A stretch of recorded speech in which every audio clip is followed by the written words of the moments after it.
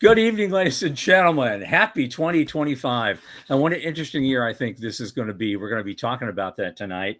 Plus, we're going to meet not just one, but two micro grant winners from this fall, the November and December space micro grant winners that the center awarded just over the holiday season. And believe me, you are going to want to meet these guys, whether you know it or not.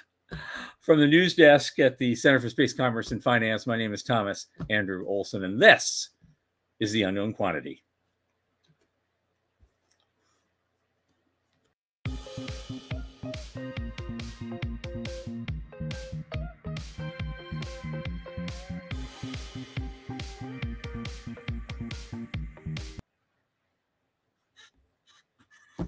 Okay, well, as you know, this show is hosted and sponsored by the Center for Space Commerce and Finance. And what is the center? What do? Well, we do a lot of things. We're a 501c3 nonprofit we're based in Texas, but my home office is here in Florida. But what do? We champion and we strengthen emerging space startups, space scalable SMBs, space adjacent enterprises worldwide through advisory, access, and advocacy across the funding spectrum. Our programs fortify business plans and investor readiness for founding teams at varying levels of development. We've been doing this for a very long time. Our major projects right now are, of course, the Space Investment Summit, which we've been doing since 2007, the New Space Business Plan Competition, and an Entrepreneurial Boot Camp, which we've been doing since 2009. And of course, now since last August, we've initiated our Space Micro Grant Program, where we award $1,000 to a very promising looking startup, and they apply on our website, and it's just a very simple process.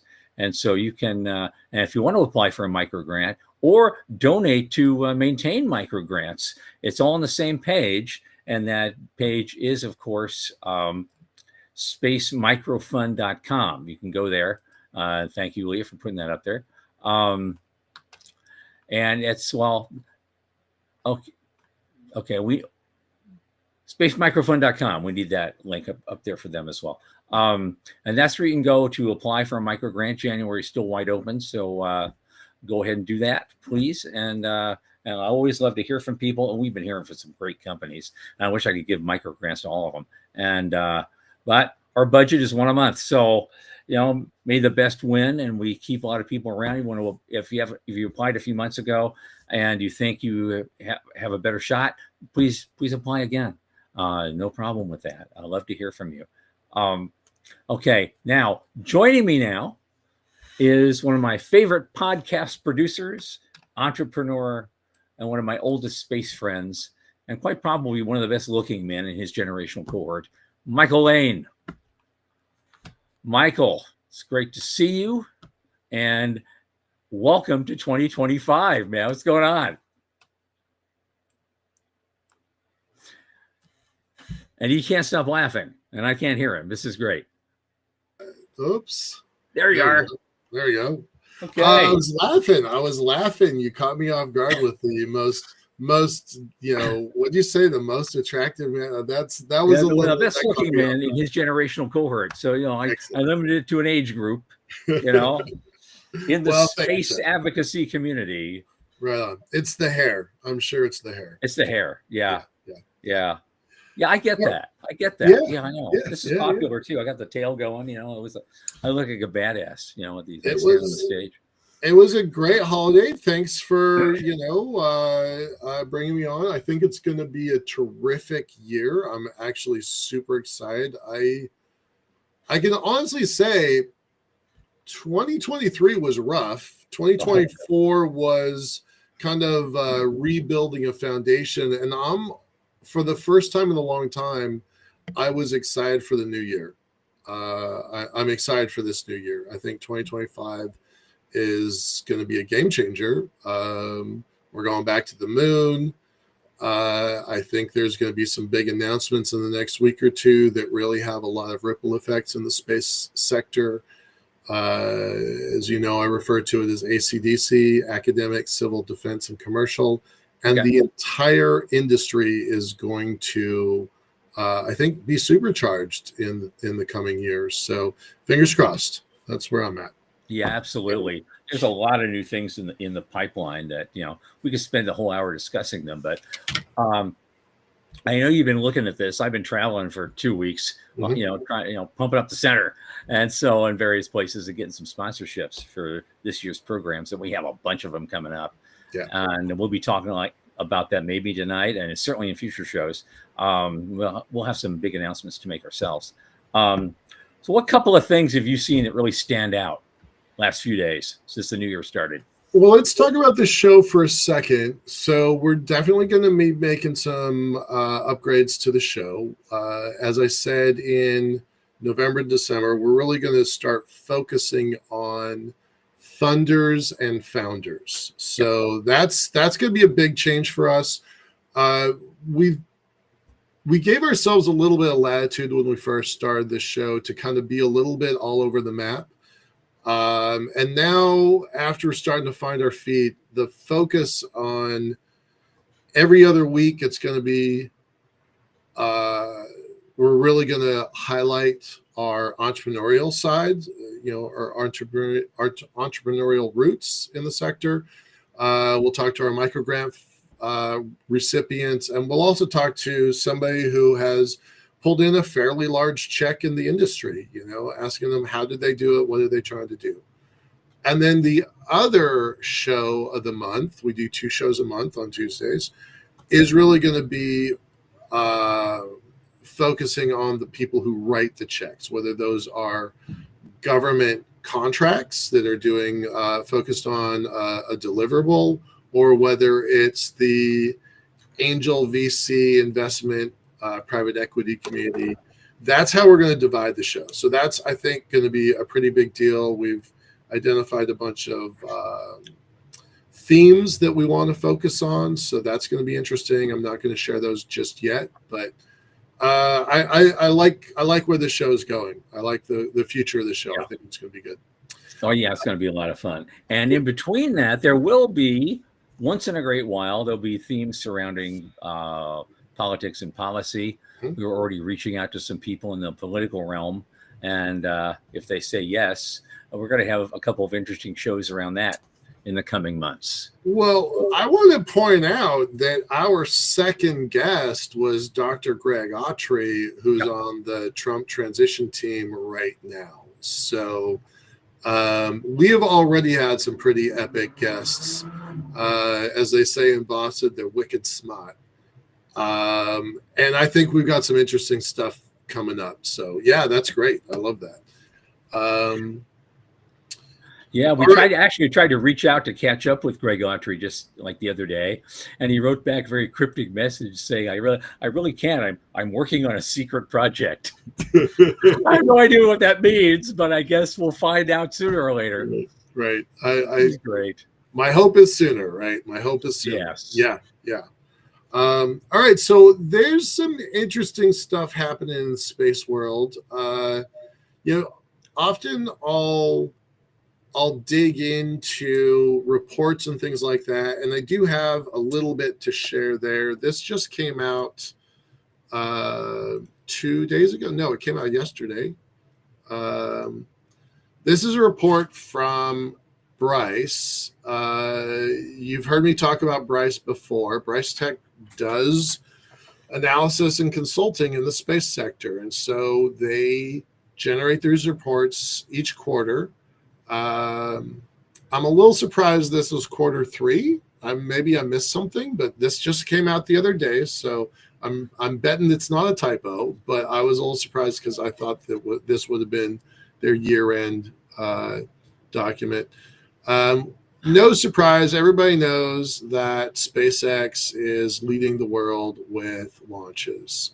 I don't think that everybody knows that China is not as far behind as they sometimes think, right? So if you add these 10 plus this one, plus this one, plus this one, it adds up better, right? It adds up better for China. Well, let me Just sorry Yeah, for yeah, of course. interjecting, Yeah, but if you're just comparing, government to government stuff, then maybe China doesn't seem so far behind. But you right. got to realize in total, because I already have these numbers, Hmm. for the entire year 2024, there were 140 launches. 132 of them were from SpaceX. Yeah, yeah. That includes everything they did, including, all the Starship tests. Yep, yep, exactly. And then we have one failure. This is just talking about the quarter, so you can multiply Yeah, that out. sure. But there's a legitimate conversation about, is there a Cold War? That conversation's happening at Capitol Hill. That conversation's happening at the Pentagon. I'm pretty sure it's happening, in the capitals of Beijing and, in fact, Moscow. And I think these numbers speak to that. I mean, I'm not sure how that's going to ultimately land. The thing that really surprised me, though, when I looked at this, was Europe only had 2, and I don't know why, but I feel like they were getting a lot of press. Maybe it was for some of the satellites that were One of launching them, on American one of them was systems. an Ariane 6. Yeah, So yeah, that meant something, I guess. but only 2 launches. That seemed. I mean, I'm not trying to throw Bryce under a bus because I have a lot of confidence in them, but I almost feel like I want that to be a typo. So that was a little. I got that same number. I got that same number from another source. Yeah, no, I know it's the right number. It's just in my imagination and maybe in my heart, I just thought Europe was stronger than they are. So that was a surprise to me. Or at least better organized. I don't that? know what's going on. How they get to only 2 launches in a year. That's really very unusual. There's supposed to be as many as 20 new launch vehicles. Now, I think that number is a little hyped, so maybe it's only 15. But there's supposed to be a lot of new launch vehicles hitting the market. And I mean the market on purpose, the market. In 2025. That could be a game changer. I'm really curious to see how many of those happen. And many of them are in Europe. The UK is especially trying to build out spaceports. They see that the spaceport logjam in America is starting to really have an impact. And the UK wants to be ahead of the curve on spaceports. So I think that's really interesting. All right. The other thing that I thought was a little interesting is look down here at the very bottom here. Islamic Revolutionary Guard. Iran is starting to launch things on par with ISRO, Indian Space Research Organization, right? No one would put those 2 people on the same chart normally, right? So I thought that was a little startling. In the same way that I thought that Europe was stronger in launch, I also think ISRO is stronger in launch. And so I'm curious to see what the year-end report looks like for Bryce. So I'm hoping that comes out very soon. Okay. And the last thing to point out is everybody knows SpaceX is the big beast in this field. I added these numbers up. All of these other numbers. SpaceX is 7 times the world's cargo capacity. Yeah. Right? Add all of these up together, divide into that number. It's almost 7. It's incredible how much bigger that is. So those were just some of the takeaways I thought were pretty interesting. I'm going to turn it back over to you. I have some other stuff if we want to get into it. Well, we got a couple of minutes. You want to do that VC thing you want to talk about? Oh yeah, we can do that real quick, and then we'll meet our guests. Swing over. Okay, great. Let me stop sharing this and bring up something else. So we talked a little bit about a guest that we had on the show right as we first started, Dr. Greg Autry. And then our next guest was Megan, and why do I not see this? Sorry, here we go. Sorry, I couldn't find my link.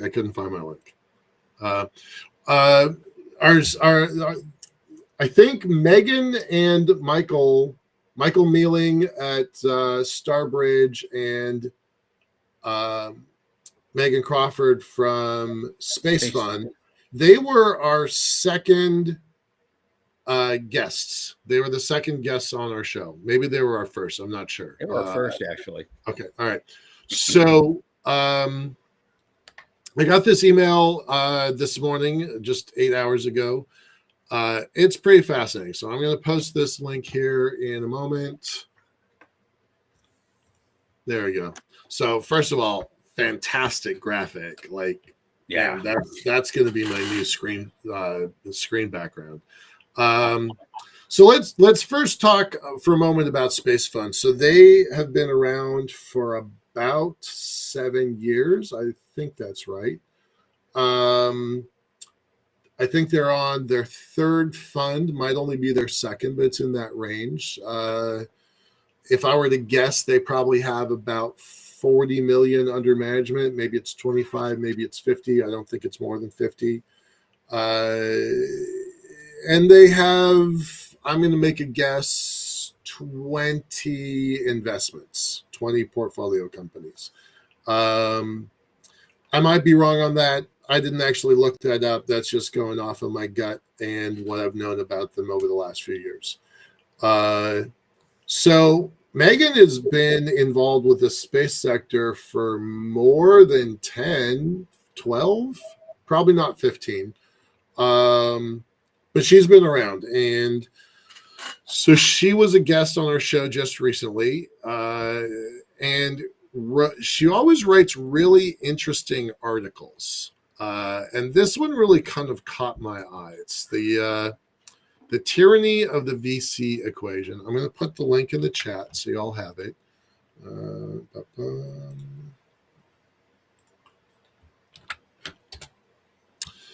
And this one kind of struck home to me because not every space company is VC-able.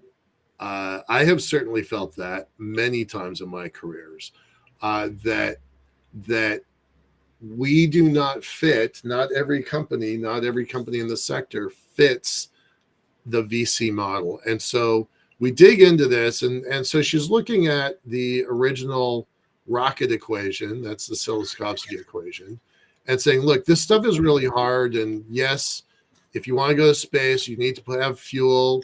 And the hard part is the farther you want to go, the more fuel you have, which means the rocket equation is really tough. It's hard to beat against that. And then she's like, well, if that's one issue that we have to deal with, the industry is a different kind of problem. Let's move away from the engineering for a moment and really look at what it takes to go to space financially. And the first requirement of a venture capitalist is ensuring that their partners, their limited partners that fund them, get their money back. And the idea is called the return of the fund.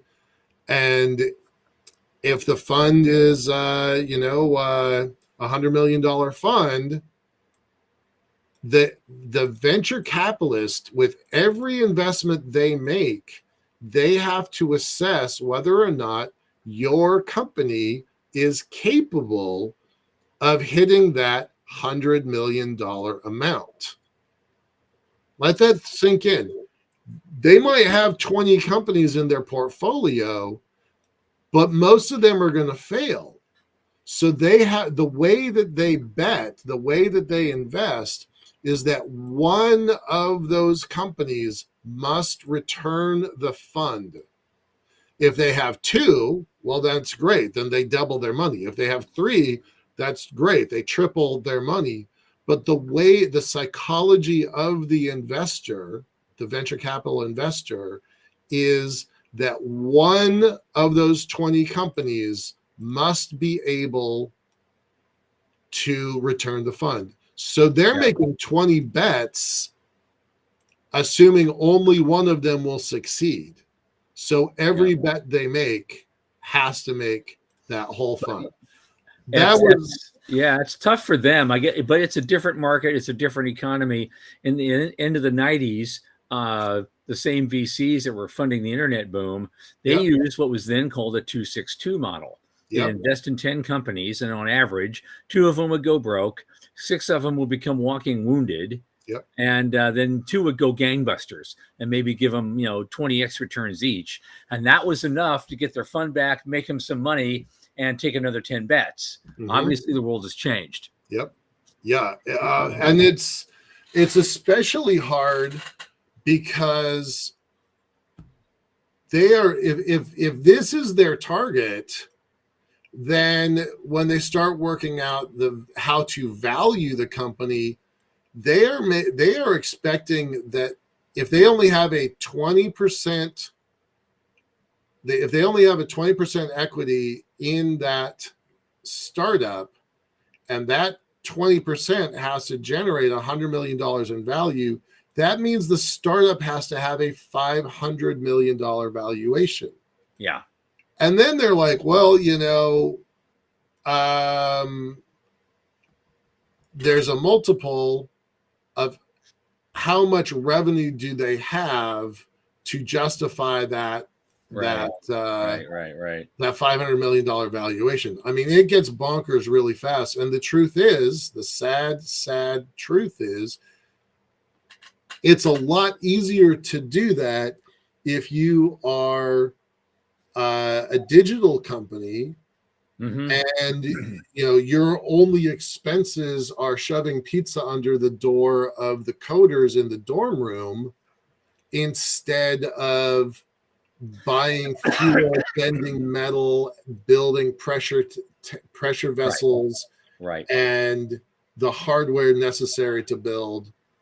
And we were, graybeards like us were actually talking about that a lot and making those comparisons back in the old days of the Space Cynic blog that we did back in the aughts. Me and Shubber Lee and David Livingston and John Jarrett, we did that stuff. We talked about that forever and didn't make a lot of friends, but we told the truth, and the truth is finally sunk in after all these years. So I'm feeling kind of vindicated. Michael, this is a topic we should probably do a whole show on. Sure. And maybe we'll get Megan back to talk about it. But I've got a bunch of guests. Let's bring them on. We need to start meeting right now. All right. And our first guest tonight is our November micro grant winning company called OrbitArch.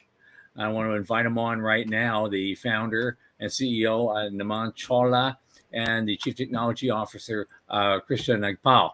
Welcome, gentlemen. And we want to give you a chance to talk up your company. Hi.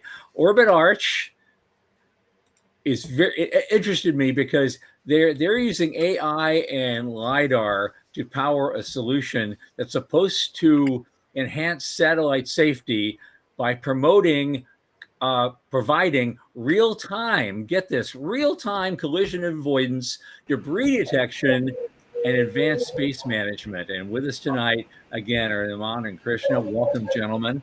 So talk to us about your company. Where'd you come up with this idea? And what are you doing to promote it now? And where are you going with it? Good morning. So I'll start. So basically how we came across this idea was, there was like a random competition coming up. I have been working in the space sector. I've been working with my university with the space projects. So I have been working in the space sector along with my university, and one random competition came up. I called Krishna, like, okay, we are going to this competition. We were not fully aware what the idea was going to be at that point of time. Then we started looking up. It was organized by Indian Space Research Organization. So we looked up. So one major issue which was commonly faced in space, but was never addressed properly, was the issue of sustainability. And once we connect sustainability, we find the issue of debris. So that's how we came out with an issue, what the actual issue the market was facing. And if we see the recent news only, there has been a 500 kgs debris falling out of a village in Kenya. Yesterday, a flight from South Africa got postponed because SpaceX rocket debris started falling from space. So if common people are getting affected by this debris problem, so this is a problem which needs to be addressed. So that's how we came out with an idea, and we plan to incorporate LiDAR sensors along with artificial intelligence to give live tracking of the satellites, live tracking of the debris. And if a debris has to be collided with the satellite, it can be prevented well before. So that's what we do basically. We are saving up the cost up to like millions because each maneuver costs up to almost 50 to 60,000 US dollars per year per annum per satellite. It's like $300,000, and then there's a radar sensor cost, there's human power cost. All these extra costs are coming up. So we're trying to save those costs in short. And right now we are done with the MVP model. We are done with the three AI models of like for detection, prediction, and decision model.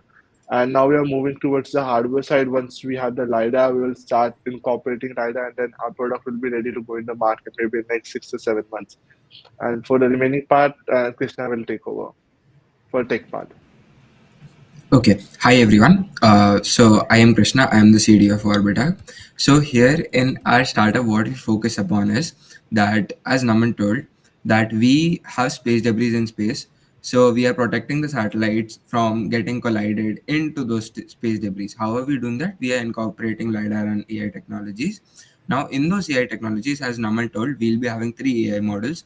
The first one is detection, that detects that how many debris, that what type of debris is there in the path of the satellite, and based on that we detect the debris. Okay, there is a debris. The next stage is prediction of that debris trajectory, so that the satellite is safe enough to move into or across that trajectory of the debris. So let's say there is a debris coming here and the satellite is moving. So to prevent the collision, we predict the trajectory of the satellite, trajectory of the debris. The third model is, the first one was detection, second is prediction, and the third one is decision. That how the satellite would turn its thrusters on. It's like this. Okay, so there in satellite there is a turning movement and there is a full orbital change movement.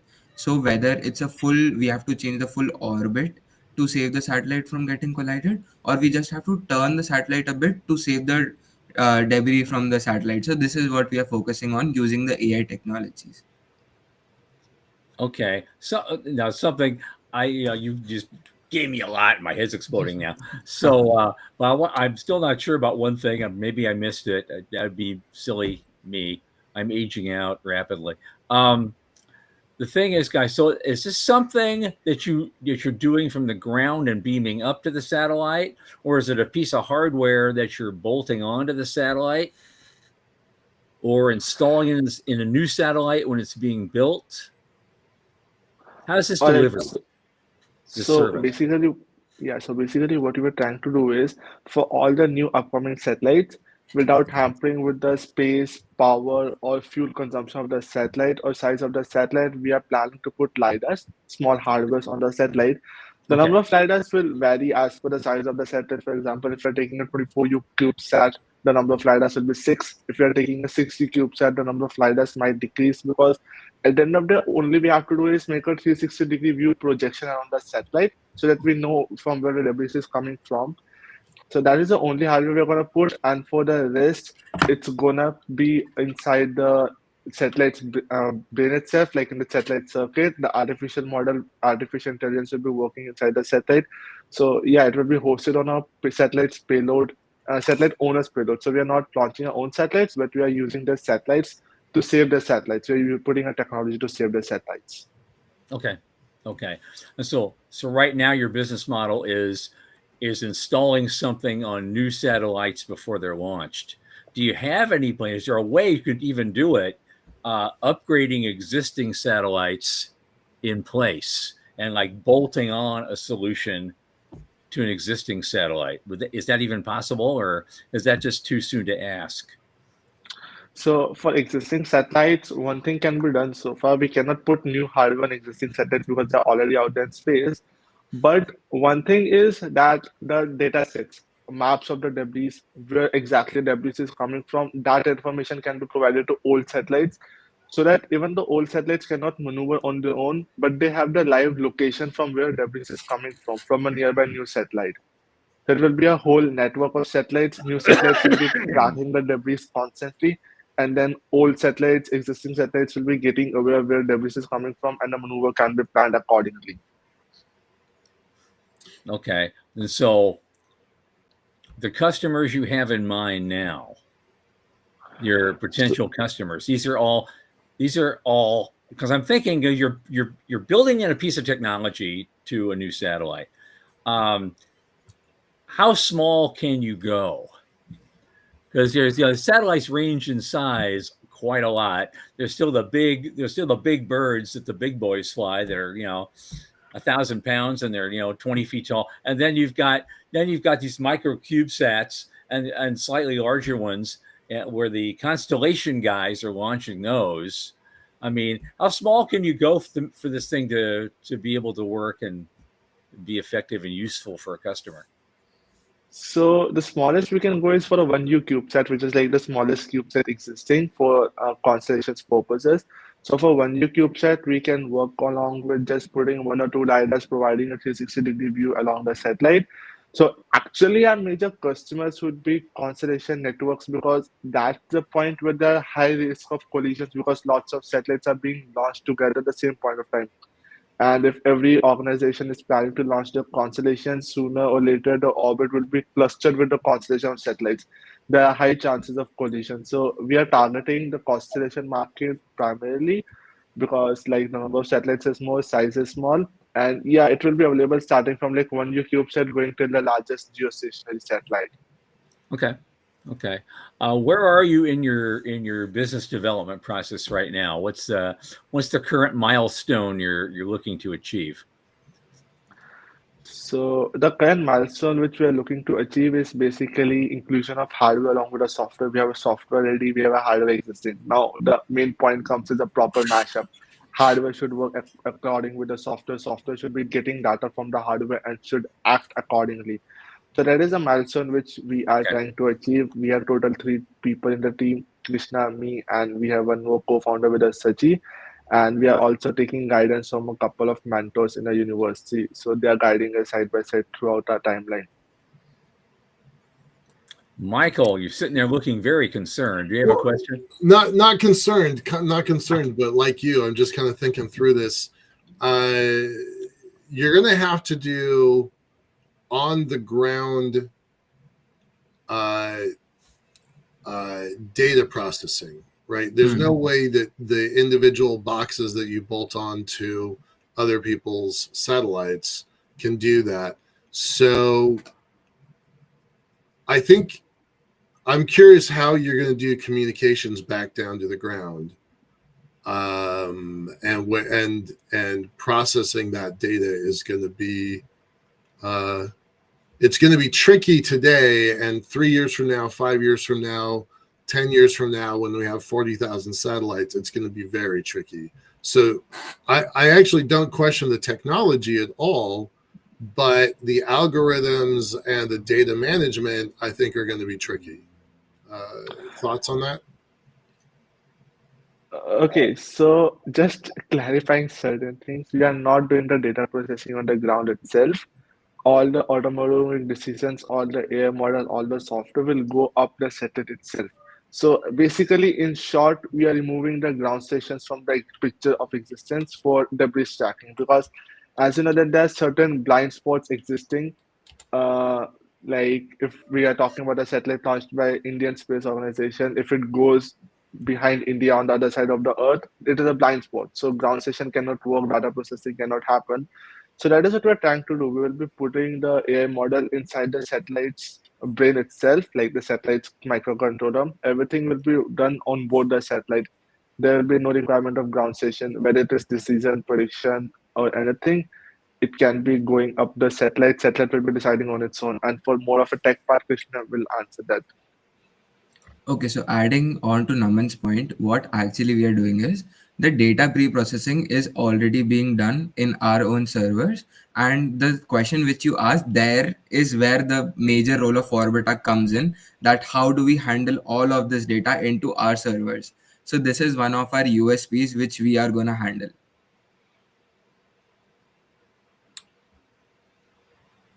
Sorry, I actually missed part of that. Could you say that again? Which part? Uh, I was trying to understand the data components, and then I mostly missed what you just said. I just need you to repeat that, please. Okay. So I was telling that mainly the pre-processing of the data is being done onto our servers, and so the question you asked is our USP itself, the data pre-processing and everything, which is where we come in and we protect the satellites from getting collided. Gotcha. Okay, cool. Yeah. Thanks. Yeah, it's pretty interesting. Everybody knows that debris is becoming a bigger and bigger problem. Collisions are starting to happen. There's real conversations about the Kessler effect and Kessler syndrome. How far are you from deploying a prototype? Where are you looking at a year, a 2-year, 3-year development? What are you looking at? So we are looking at almost maybe 8 to 9 months development before launching an official working prototype. Okay. Now, the major part is getting hardware and then the integration. So this is the core part because now the software needs tuning as per the hardware. Hardware already exists, but we can play around with the software. So AI models need tuning as per the data we receive from the hardware because tracking a debris includes various variables, eccentricity, inclination, semi-major axis, all those points. So that is what we are working on currently. Now it is going to take up to almost 8 to 9 months to have a proper working model ready along with the LiDAR and the AI, and then we'll be launching up the prototypes. Very good. Very good.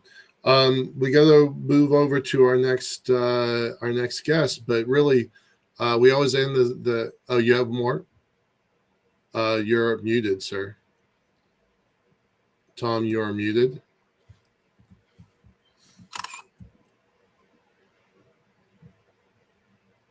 No, Tom, you are muted. I don't know why. Okay, let me try again. There we go. Okay. Are you capable of updating the onboard models as new data is added to the network? Okay, so when we're talking about the new data, when new data sets are coming up, yes, we are capable of updating the models because that's where the ground station will come into picture. Okay. So All right. when What kind of yeah. internal power do you run on? So we'll be running on the satellite's internal power only, but just to make sure that we do not exceed the owner's requirement of the internal power. In that case, let's say a maneuver is supposed to happen. In that case, what will be happening, we'll be turning off all the non-critical functions of the satellite, and then post that if the power will be transferred for the working of the AI model. So let's say if the satellite's function is to click images over the Earth while rotating. So when a debris is coming towards, LiDAR detects that yes, a debris is coming, the power will be rerouted. It will be turned off from the camera momentarily. It will be rerouted towards the air model. Air model will function. Escape maneuver will be performed. And once the satellite is back in its orbit, successfully escape the debris, the power will go back to the camera. This way, we are not hampering with any external power source or the power source which the satellite owner has provided us. And we are not also exiting the buffer zone of the satellite so that no other external equipments of the satellite are being harmed in this way. Okay, gentlemen, thank you so much for coming. OrbitArch. What, Michael? What are you going to do with the money? Oh, yeah. I should ask them that. That's true. You guys were the November winner of the micro grant. So what are you doing with our money? No strings attached. You can do anything you want, but we're always curious. So with the money, we are planning to put up the company, like build up the company of workingly, and we'll be expanding our team sooner or later. So we'll be needing more tech people with us working along with the AI integration. So that's where we are planning to put the money. Okay. Naman Chawla, Krishna, Nagpal, thank you for coming. OrbitArch just sounds like an amazing idea. And it's an idea whose time has definitely come. Collision avoidance on the fly with satellites. I love it. Gentlemen, thank you so much for being here, and best of luck to you guys. Thank you, Thank sir, you. for having us. Thank you. Okay. Okay, folks. Next up is our December micro grant winner. And I'm going to introduce now our gentlemen from SpaceWave, Mark Moffett and David Chesny. They're the chief scientist and controls engineer specifically, and they're an innovative plasma physics research and development company, and they're pursuing nuclear electric propulsion. Now, this has been done before or tried before, and it does work. And I guess there's a version of it that works in some way. It's pretty slow. You guys want to make something that's so good that a trip to Mars is only 40-day transit time. So definitely, we want to hear a lot more about this. What do you do? How do you do it? Why do you do it? What gets you up in the morning? What's the outcome going to be, and when? No pressure. Yeah, you're exactly right. Thomas and Michael, thanks for having us Absolutely. on. And we really appreciate the micro grant. It's going to help us a lot, as we'll mention here later. But so nuclear electric propulsion, specifically electric propulsion, you have to have a rocket that actually interfaces with a nuclear reactor in order to produce enough thrust to get to a faraway destination. And up to now, a lot of them have failed. We haven't sent anyone to Mars. That's still an open problem. And the way we approach it is to mimic solar flares. So when I was a graduate student back in the early 2010s, and I graduated in 2013, but 11, I was actually studying solar physics, and specifically how the corona produces the solar wind. And coronal mass ejections are very well known that produce the aurora, but I was looking at very small scale eruptions on the solar surface. And less of those solar flare production was very similar at that stage. And so we even saw small scale coronal mass ejections. And that process is called magnetic reconnection. And so we're very familiar that the Earth, we hold onto our atmosphere because of the Earth's gravitational field. But at the visible surface of the sun, the gravitational field is 30 times stronger than what we're feeling right now. Yet the solar atmosphere is being expelled away at extremely high speeds. And from that article that you mentioned about the rocket equation, the exhaust velocity of any rocket is extremely important and contributes to thrust. And it turns out that the solar wind propagates 10 to 100 times faster than any existing rocket, even the ones that are being pursued by NASA now. And utilize that reconnection process and control it, then you could produce a very, very powerful electric rocket. And that's what we are pursuing. We're pursuing a magnetic reconnection rocket to really control that process. And in the past, reconnection has been very well known in like tokamaks and fusion reactors, because reconnection causes havoc, meaning you're trying to confine this plasma and it gets expelled because of reconnection, because it does not want to be confined. But our approach is to geometrically and magnetically confine those particles enough to generate a singular direction outflow. And so when I came up with this in about 2011, started pursuing it really in 2012. I was still in graduate school, and for the years after that, did a lot of theoretical development. But I always knew from the physics field that if you can simulate until you're blue in the face, but nobody cares unless you build it, and it actually works. Because physicists are a quirky bunch where you can simulate it and it can look great, but only half of the people are actually going to believe you. So I took the approach of field of dreams, and if you build it, they will come. So in 2019, Mark can confirm, my girlfriend at the time and Mark's now wife, they knew each other and said, hey, boyfriend, along. And so he and I met at a brewery. And I'd introduced him to this, or I told him what I was working on. I had just started some small scale experiments with magnetics, and Mark was working with a huge vacuum chamber at the time. So ever since then, we've been really, really, really deep into tech development. And Mark really controls a lot of that. Well, no pun intended, but all the control systems and all the individual subcomponents. And so since then, we've been working very closely together to get these prototypes up. If you want to say any more, Mark, there you go. Yeah, sure. Yeah, I met Dave in 2019. I was just starting out my PhD, trying to get my dissertation going for my project, and I was in charge of a very large vacuum chamber. And Dave was like, "Well, I have an idea of what we can do in that chamber." And so while I was doing my dissertation work, we also started prototyping his magnetic reconnection idea. And so we just hit the ground running, trying to put all his theoretical work and work that into how can we turn the theory into actual energy levels related to electric propulsion for pulse power. How do you switch pulse power? How do you handle these dangerous levels of voltage that are, 3,000 volts that we're handling and 5,000 amps? So we were able to develop out all those systems and get these functional prototypes running. And so that's where we are now. And we've been able to start rebuilding it up.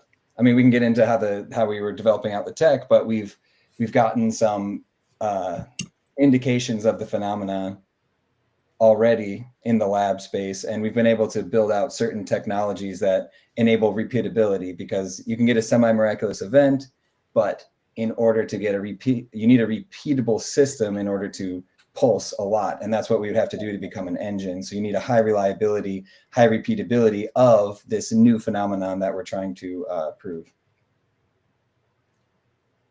That is fascinating, and if you're right, it revolutionizes space. Give me an idea about specific impulse. I mean, how does it compare to what we're used to, right? You're talking about, Mars in 40 days versus 9 months. I can't really get a handle on just how much power that is. Yeah, so in terms of specific impulse, any chemical rocket, like launch vehicles and even Apollo and Space Shuttle, you're talking about a specific impulse about 500 seconds, where something like the Bessemer engine using radio frequency heating gets up to about 5,000. And the solar wind specifically, if you just use those values, you're talking tens of thousands, about 25,000. That's seconds. what I was missing. That's what I was missing, because when you were giving your preamble,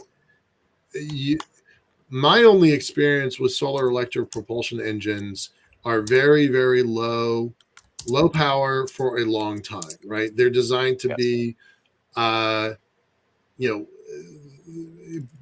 of positioning boosters, not the main event. Right. And so you're taking something that I didn't even know was possible and turning it into the main event engine, the real engine behind it, not a. Wow, that's fascinating. I'm kind of excited about that. That's pretty neat. Yeah, when you're talking about power, so other engines like Bessemer and others, you have to dissipate high power very quickly. It's not low power. Low power satellites can be, for satellite repositioning, it's just fine. That can work with solar panels. But for actual propulsion, where you're talking about sending humans or large cargo to Mars in 40 days, you have to be able to dissipate. Radio frequency has been shown not to be able to do that. Hull thrusters are very bad at that. They break down very quickly. The solar system in the universe, magnetic reconnection is a natural high power dissipation process that occurs very rapidly. So if you can control that and pulse it very rapidly, that leads to high power electric propulsion. And that's the reason you need a nuclear reactor. So, that high input power, you have to change your momentum somehow, somewhere. and a nuclear reactor is just perfect for that. So that answers a little bit of the question from the audience. How much fuel and what's the fuel type? Ideally, like right now, we actually just this past Friday we tested with argon with thruster fuel, but eventually I know NASA wants xenon, and that could essentially, with reconnection that scales with any of the of those fuels. But xenon is definitely the answer long term. Okay.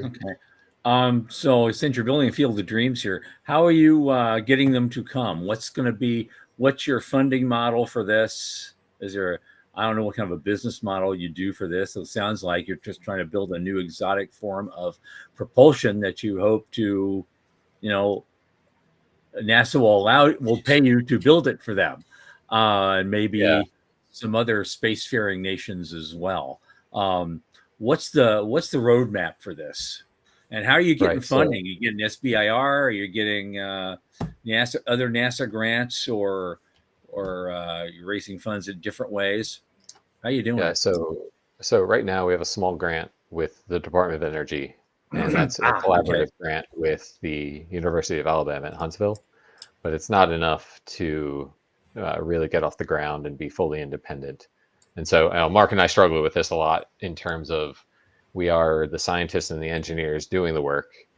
We have no business background, and the business stuff we're learning on the fly essentially. Yeah. And so we've submitted SBIRs, and the thing that always comes back is that our business model and market research is not fully there yet. Yeah. Which is fine because we're happy that we don't have tech debt, meaning our tech is ahead of our business model. Yep. And so I get it. The goal is to show the phenomenon working and we have control of it, and then scale up from there, which mainly, as everyone knows, takes money. So okay, I do have a couple of quick questions on the tech from one of our viewers this evening. He was asking about what are the composition of the fuels you intend to use for the larger model, and then he has a question about reaction cost. I'm not sure what that means, but I thought I'd throw it out there. Yeah, so in terms of fuel, definitely argon, xenon. Xenon being the NASA choice for fuel for nuclear electric propulsion. Reaction cost, I'm not totally sure what that means either. In terms of maybe, I don't know if he's talking about thrust, but for any typical, we're basically the same as any typical nuclear, where you're talking about 5 to 10 newtons of thrust. So a small thrust over long periods of time, but high enough specific impulse that you're efficient, power efficient. Right, because it's not like a chemical rocket where you run out of fuel. You've got all this stuff in here. You're burning it slowly, and it takes, it's that you're running at a specific impulse, but you get to go on and on and on, and so that acceleration just continues and continues and continues. And exactly. So, and one of the pathways that we're pursuing right now is to get in line on a reactor at a national lab, because reactors aren't just everywhere for someone to walk in and say, hey, I'd like to hook up to your power load, or as your power load. So we're now interfacing with Idaho National Lab and had been talking to Oak Ridge National Lab, but any new space qualified nuclear reactor that's in development, they have a timeline of 2 to 2.5 years or so, and so we can work in parallel with that and get a prototype ready enough to get in the door one day and hook it up and do a test and show that we can dissipate that high power for long periods of time. I would like to see y'all bolt yourself to the outside of a Starship, so the Starship does the hard work of getting up to Leo, right? And then you guys take it from there. Yes. Just bolt yourself to the outside. Exactly. And then, he's faded away. But I get where he's going with it. You would, then you get up to Leo, then you fire it up from there and go to wherever you want to go. Do you have a time, any kind of, even in your dreams, a timeline for actually getting that first orbital test accomplished? Mark just I would kind of say like his eyes. in 5 years. Mark doesn't need to talk. His expressions are classic. You know, it's yeah. 3 to 5 years, I Yeah. would say. Is there a ideal. price tag for that? 3 to 5 years, and how much money? Oh, I guess it depends on what the application. If it's Okay. what we want it Mars. to be, it's going to We're be going to a Mars. large. Well, application. a large Well, the price first tag. application is proof of concept. Yeah. Right, exactly. Yeah. So it doesn't something matter like where it orbital goes. maneuvering, yeah. As long as you can get it Yeah. back. Oh, but we Last. Go ahead. actually, well, sorry, I just wanted to mention about the micro grant and how it's really going to help Yes. us with so in the solar atmosphere, the reconnection process occurs where these strong magnetic fields occur. You know, solar coronal mass ejections. Everyone has seen sunspots and heard of sunspots. Those are extremely strong magnetic fields, and our pulse power system relies on high voltage capacitors to create those strong fields, and we need one large capacitor more to be able to get to the levels we need. And so that's what we're going to use the funds for, directly for that. All righty. We don't usually get our grant applied to hardware. Usually it's marketing or business formation or throw a party or whatever. So hardware, that's where I live. So that's always nice to see. Good for you. This is the Yeah, we're very excited about it. So field thank of you very dreams much. of we got to build it. Yeah. Build it. All right. We're running out of time. So Dave Chesney, Chief Scientist, Mark Moffett, Controls Engineer, SpaceWave. This sounds amazing, and I hope you guys succeed, and we'll be watching very closely. Excellent. Thank you for being on. Congratulations on your micro grant, which we're going to get to you hopefully tomorrow. Thanks for having us. Excellent. Thank you. All right. Thanks. Thanks, gentlemen. Thank you. Take care. Bye. Thanks.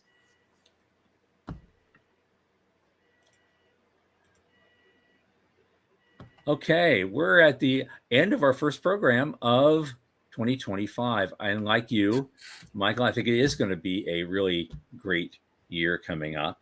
And especially we're going to have a new NASA administrator who's a very interesting guy. He's been a great administrator of his own private companies. But that's a very different thing from being an administrator of a big publicly funded tax-fed government agency. And we'll see how he makes that transition. But the potential is there to do all sorts of very, very interesting stuff and send us all off into new directions and new dimensions. And we'll see where that takes us. As always, it's great to see you, Michael, and it's great to do this first show of the year. And I think we've got a good one coming up in a couple of weeks. We talked about our guests. We'll be announcing that shortly in the next few days. And so our next show will be at same bat time, same bat channel on 2 weeks from today on the 28th at 8 p.m. Eastern Standard Time. So from the news desk at the Center for Space Commerce and Finance, this is Thomas Andrew Olson. Keep watching the skies.